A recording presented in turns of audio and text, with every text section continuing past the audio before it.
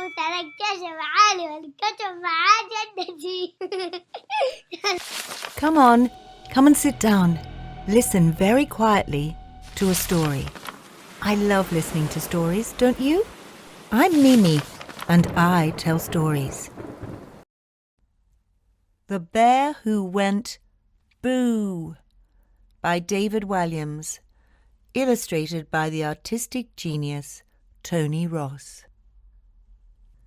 At the top of the world lived a very cheeky polar bear. He was only little, but he loved giving the other animals a big fright.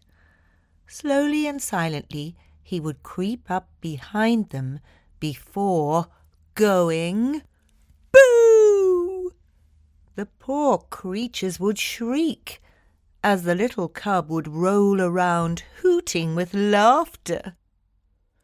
The little cub's mamma would ask him time and time again, "How would you like it if someone went boo to you?"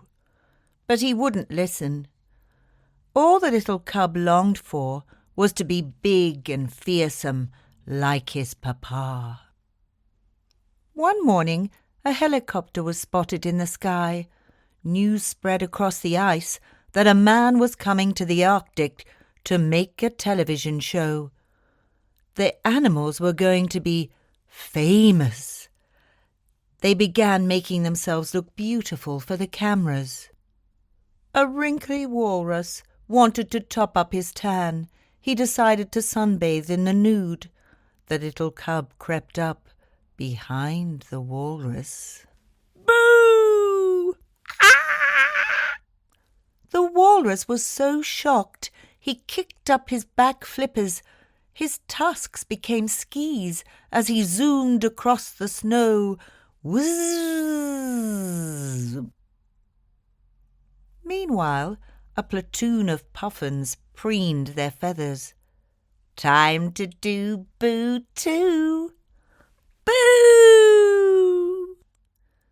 Caw, caw, caw, caw, caw, caw.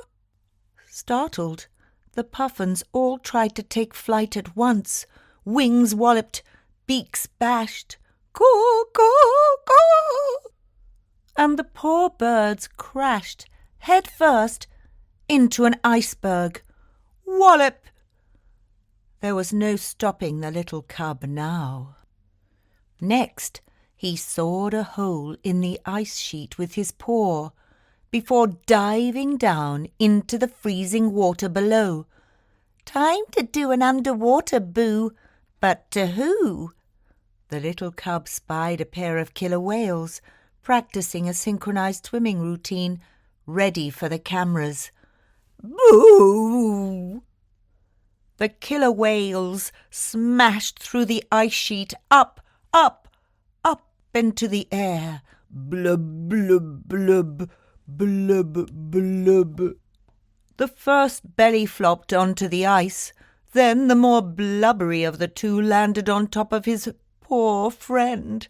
Boing, boing, boing. As the sun was setting over the Arctic, the cheeky little cub spotted a very odd-looking animal he had never seen before. "This snowy owl." He couldn't resist one final boo! Splash! The poor man leaped backwards and fell with a giant plop into the sea. No! The water was so cold that when he clambered out, he was encased in a block of ice. The man was furious. His face glowed bright red like a tomato, and the ice soon began to melt. "In all my years I have never met such a badly behaved animal. I've had an octopus tickle me, been sat on by a rhinoceros, and once a family of gorillas ate my underpants. But you are the worst. Right, I'm reporting you. Species?" Penguin," fibbed the little cub. "You are not a penguin. Penguins live in the Antarctic, not the Arctic. OK, polar bear. Yes, and a tiny one at that. Well, you have ruined it for all the other animals. I am not making my television show here now. I'll go to the Antarctic and make one about penguins. People like penguins. Penguins are nice. What?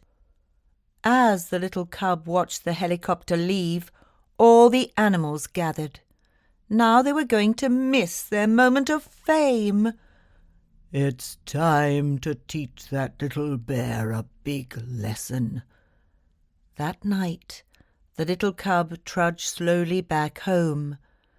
But as he entered his snow cave... Boo!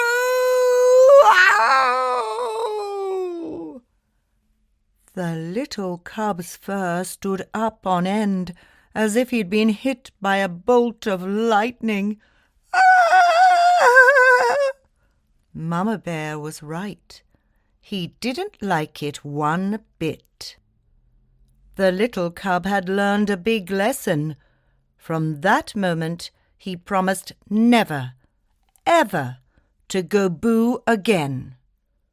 Well, maybe one last time. Boo!